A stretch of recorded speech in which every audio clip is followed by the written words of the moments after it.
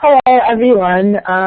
Thanks for coming to this presentation. My name is Havlik, and I am a sophomore at University School of Milwaukee. And today I'm going to be talking to you about how to use individualized online coding resources effectively. If there's any problem with my audio at any time, please tell me. And I'd like to know your feedback to know if this is a good level of audio. Okay, great. So on to the next slide. I started the recording. And here are the sponsors and supporters of this conference. All right, so I'm going to enable your whiteboard permissions, and then you can tell me where you're from and put a pointer on a map.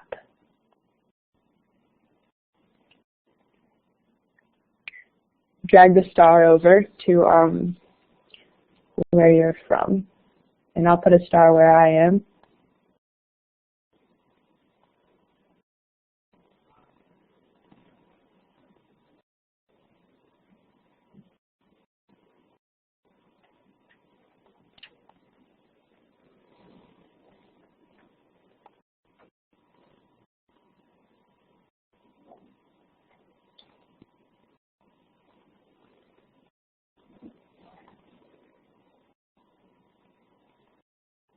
All right, so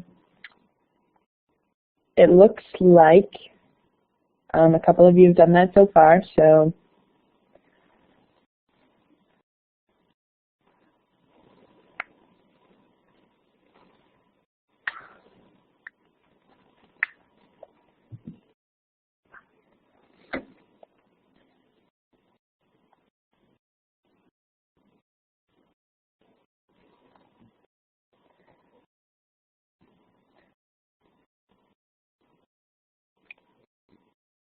and I'll tell you where I'm from. I'm from Milwaukee, Wisconsin, USA, so it's quite chilly outside right now, actually.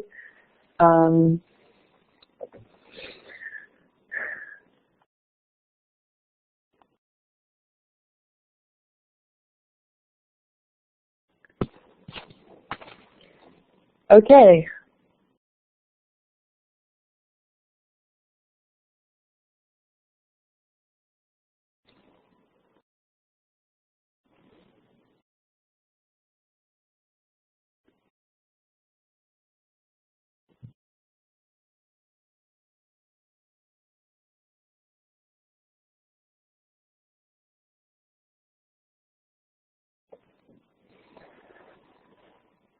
All right, so it looks like the majority of us are from the USA. I'm going to go ahead and go to the next slide.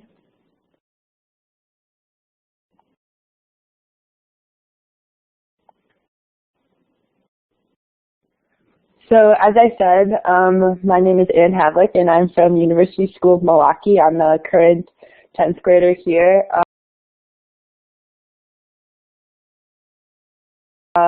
And today I'm going to be telling you my story from how I used individualized online coding resources effectively and what I've found so far since I've done that I know works. So the objective is to learn how to effectively use individualized online programming resources to learn the basics of coding. These are websites and online resources I, as a student, recommend to use and to teach yourself how to code. So another thing I'm going to cover is the importance of self-discipline and project-based learning. And the websites I will cover include code.org, Code Academy, coderdojo.com, developers.google.com, the Python version of that, and then Land of Code. So this is just the ones that I found. Boom Boy, I see you've asked what about Code Combat. I've never heard of that before. Like I said, there are many, many different resources to use online. These are just some that I have seen so far and used that I know work. So like I was just saying, there are many, many wonderful different online programming resources, and I want to stress to all of you that I am not trying to say that the websites that I am presenting on are the best, but rather merely what has worked for me and what I recommend. And all people learn differently, so it is important to keep that in mind when learning something as important and useful as computer programming.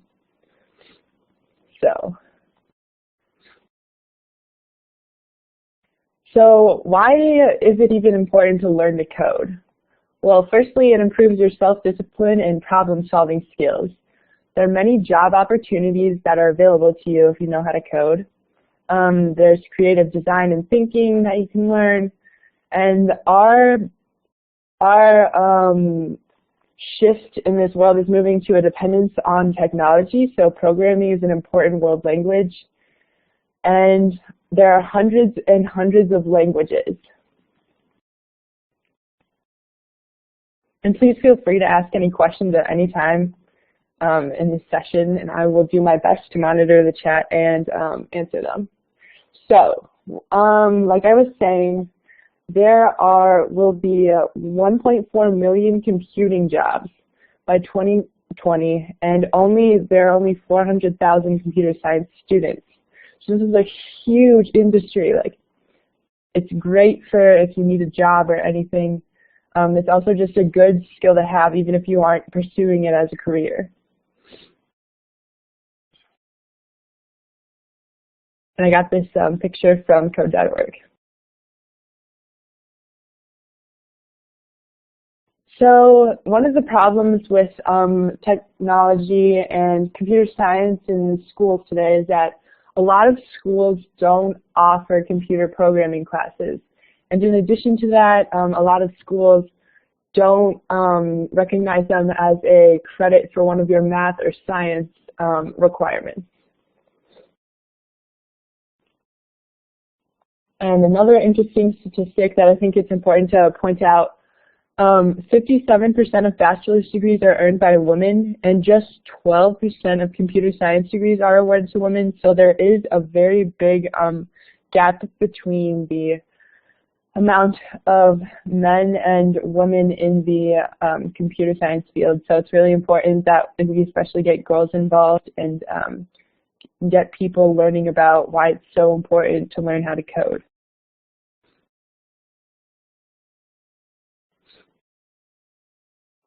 So I'm just going to tell you a little bit of background and why I became interested in coding.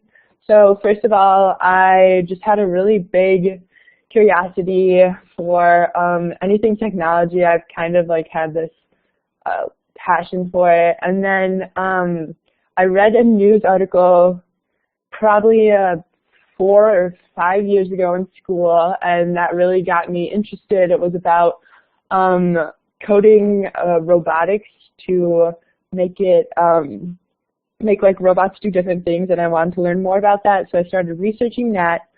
And then I've always been a person who loves foreign language, so I take Spanish, I know sign language, I know a bunch of different languages, so I just thought it would be fun to learn about. So I started doing it, and then I realized, wow, this really is super useful, and I wanted to share why it's so important to know. So what is an online programming school? An online programming school is an online resource that can effectively teach one or many of the hundreds and hundreds of computer coding languages. So there are things like Code Academy or code.org or anything like that.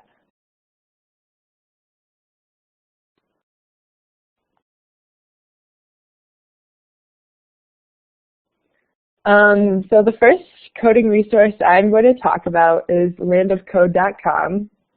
And here's a screenshot of their homepage. And I'm just going to go over some of the pros and cons of each website. So the skill level for landofcode.com is beginners through advanced, so it doesn't matter what skill level you have. If you don't know what coding is or if you have never coded before, you can use this website. and it teaches information on web building technologies, including HTML, XHTML, JavaScript, PHP, and several other subjects beyond web development.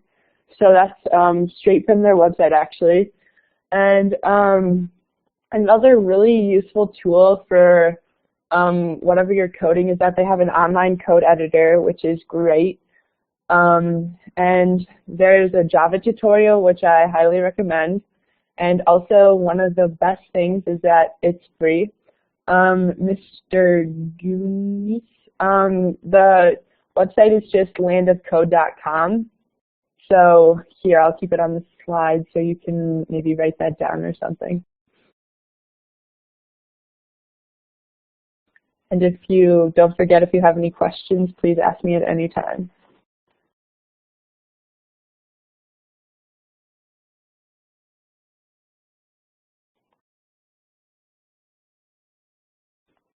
And then the next thing I'm going to talk about is Google's Python class, which is great. This is fairly well known. Google Developers makes it. And the web address is developers.google.com/edu/Python.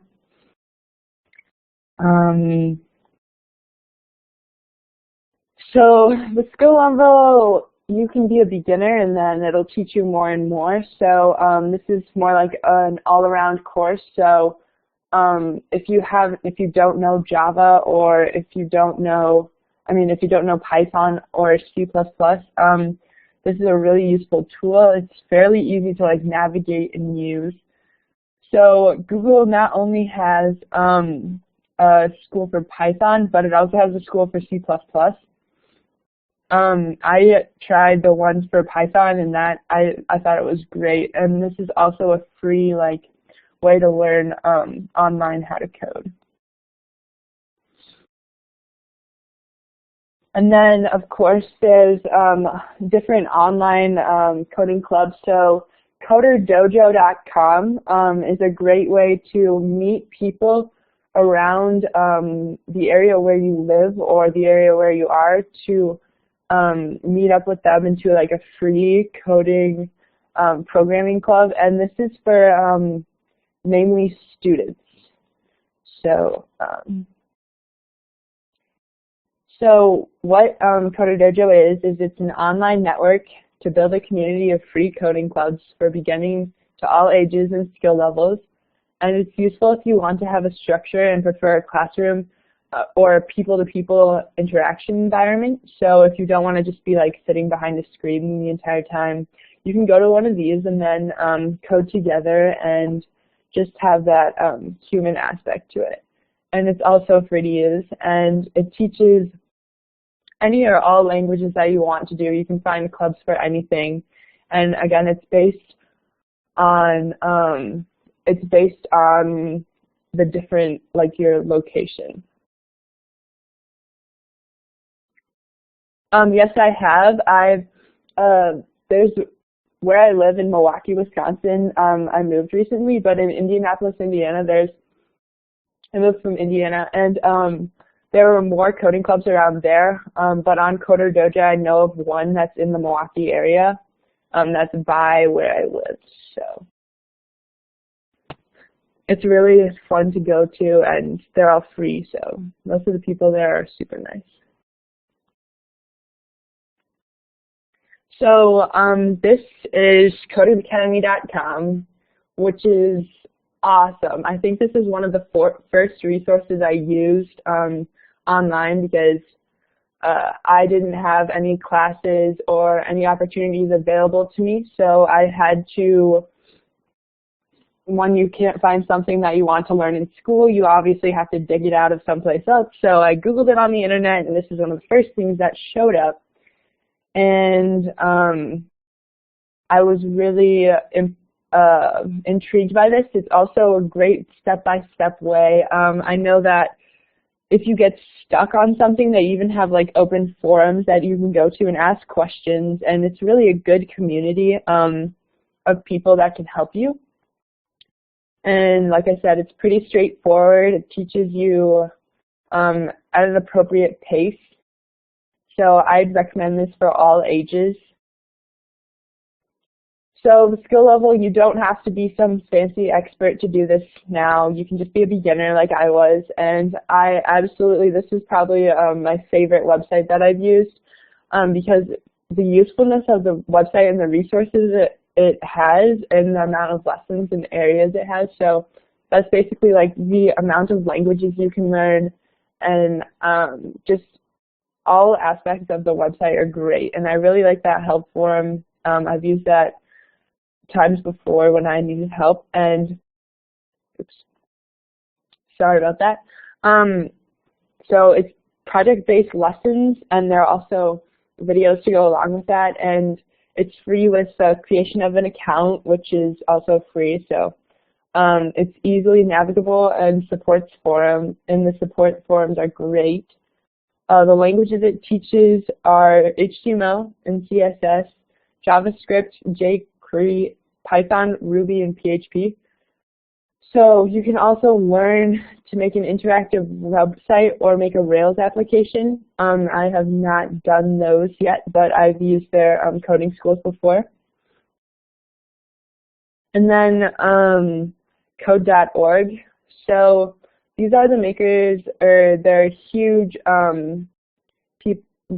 website that supports, I don't know if any of you have heard of the Hour of Code before. It's trying to create interest not only in like high school students, but all throughout schools, K through 12. So it's just encouraging people to do an hour of coding, and they are really big into this. So this is a beginner level, so they're an hour of code provider, like I said. And one of the great things about code.org is their involvement with the community in schools.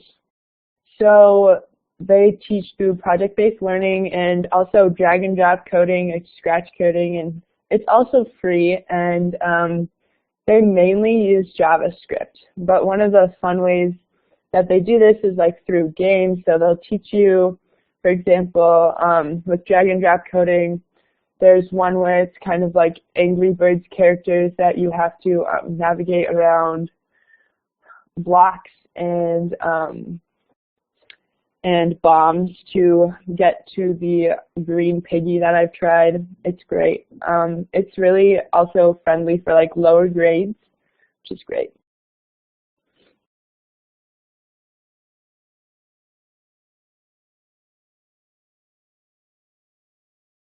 So I just want to thank you guys for your time, and if you have any questions, please, please, please ask them now, and I will be more than happy to help you and answer them to the best of my ability.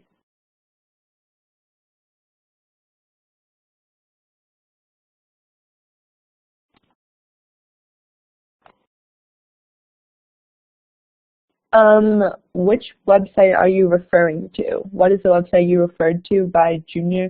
What website would you like to know about?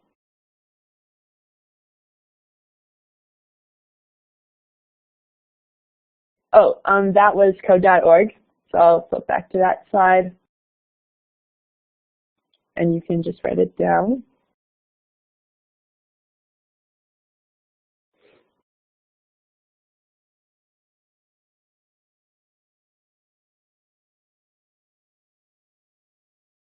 Is coding popular in my school? That's a great question. So my school at University School of Milwaukee, we only offer so far 2 computer science courses right now. So we offer, and they both rotate, so they're only offered every other year. So for example, this year was Intro to Computer Programming, and then next year is AP Comp Sci. So I'm taking AP Comp Sci, but I didn't need to take Intro to Computer Programming because I talked to the teacher and he said since I already knew languages and stuff, I wouldn't need to take that. So the coding really is not popular in my school. This is just kind of something that I've gone out and done on my own. Do you want to be a computer scientist eventually? Ooh, that's a tough question.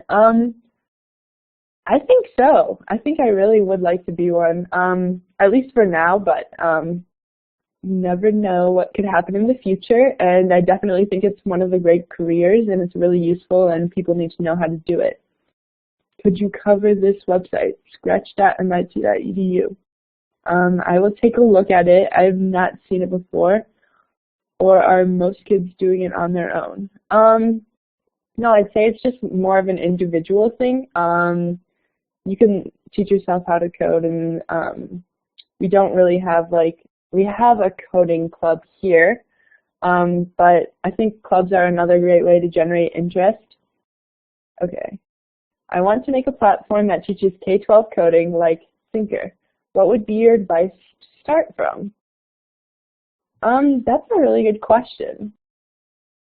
I'd say, well, teaches K-12 coding. So I would just make sure everything is fairly easy to follow, especially if it's K-12. You know, getting kindergartners, they obviously have shorter attention spans, so they're a little bit harder to teach. And then, can you tell us how to help the students to develop coding logic? This is a really good question. I think it's just over time you develop an eye for different problems with your coding, and I think it's great. I think it's just practice makes perfect, which sounds like something that applies for a lot of things, and I think it's definitely true with coding too. Practice makes perfect, and just the more you code, the more you realize and see different ways that things could fit together, and it just takes some time to experiment with. What was the hardest language for me to learn? So the hardest language for me to learn was probably my first one, which was Python, just because I needed to get all of the basic rules down, and I think it gets continually easier from there. So I think that's what's true for me, is that the first one was the hardest until I realized how everything worked, and then the second one was easier, and then third and fourth and so on. Can you tell us how to help the students? Oh, I already answered that question. Maybe you could start a USM coding club for little kids at USM. Yeah, I should do that. That's actually a great idea. You had to start growing more geeks. Oh, that's really funny. Yeah, that would be great. I should do that. Yes, we do have a maker space at USM. It's great. We have a couple 3D printers in there, and then it's basically just a creative area where you can go to work on projects or create something new. Do you guys have a maker's fair? Yeah, Milwaukee does have a maker's fair. I have not been to them, but I know some of my friends have been to it. Java is very easy. Yep, that's true. I think it's harder for beginners, but especially going from Python to Java was challenging at first because there are different rules, and I think Python's more strict. So that's what happened to me, and I've been to the one in New York City and the one in San Francisco. Oh wow, those are huge maker fairs. That's awesome.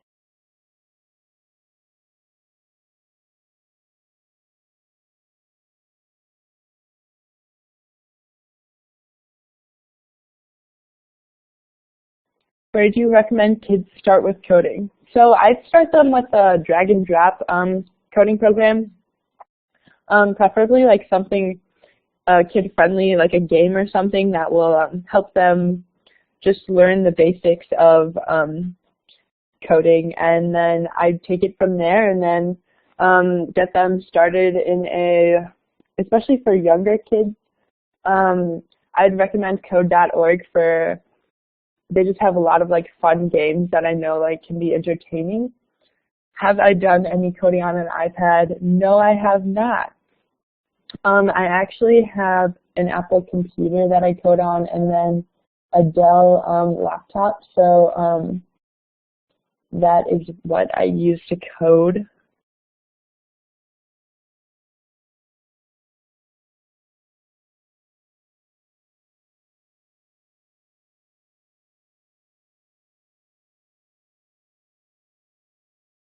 how do the workshops work? So is this in regards to coderdojo.com, management of money? So that's just basically that's just volunteer. So you volunteer a time or a place that you want to meet, and then people show up, and then you just kind of like code or do whatever you want. I know that there's a place in Milwaukee that teaches intro to computer programming courses every Saturday, and people just show up and then they order pizza, and it's just a great time. It really is. It is a great, I will check out that link.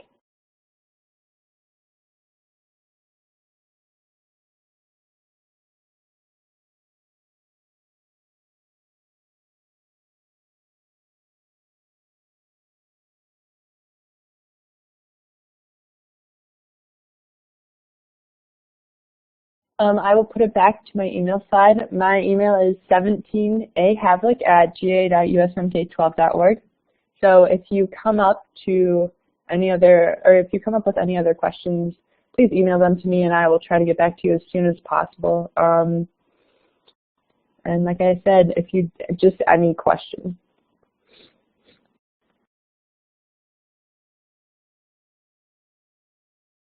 What were all of the sites?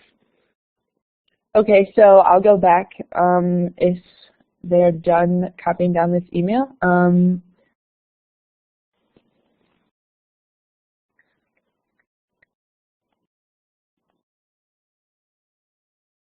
There's actually a list that you can see. Land of Code, Google Developers, here, I think it was right here. Okay, so code.org, codeacademy.com, CoderDojo, developers.google.com.edu, /edu/Python, and then landofcode.com.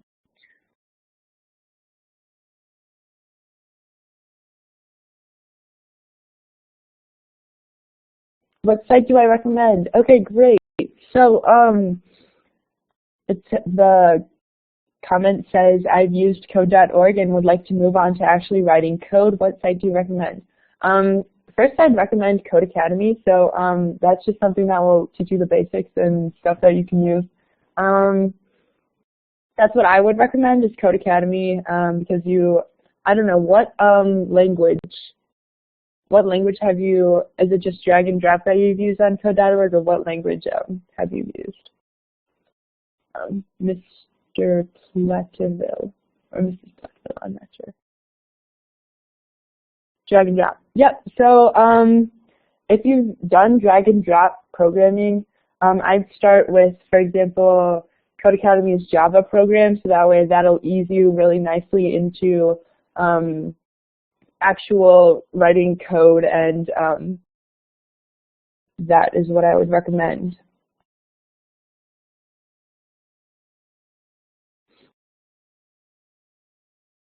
Not a problem.